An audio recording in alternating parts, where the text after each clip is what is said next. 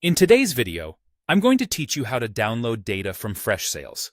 This process is quite straightforward, and I'll guide you step by step to ensure everything is clear. First, let's start by opening your web browser. You can use any browser you prefer, like Chrome, Safari, or Firefox. Once your browser is open, head over to the search bar and type in Freshsales. Hit enter and you'll see the Freshsales website as one of the top search results. Click on it and you'll be directed to their main page. Next up, you'll need to log in to your Freshsales account. You'll usually find the login button at the top right corner of the web page. Enter your login credentials as you usually do. If you've forgotten your password, there should be an option to reset it easily via email. Once you're logged in successfully, you'll be taken to your Freshsales dashboard.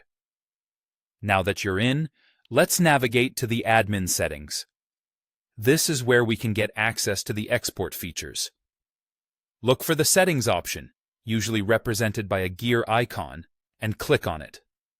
From the drop-down menu, select Account Settings. Under this section, locate the option labeled Account. This is where most of your account-wide settings are found. In the Account section, we are looking for the option that says Export Data. This is typically an option that stands out, often found towards the bottom of the page or among the main settings options. Click on Export Data, and this will bring you to the export interface where you can specify what data you're interested in downloading. You'll need to select the date range for the data you want to export. This is very handy if you're looking to download data from a specific period, perhaps for an analysis or reporting purposes. After selecting your date range, choose the specific information or data type you want to download, such as contacts, leads, or activities. This specificity helps in downloading only what you need, making the process much more efficient. An important step here is to check the agreement box to confirm your action.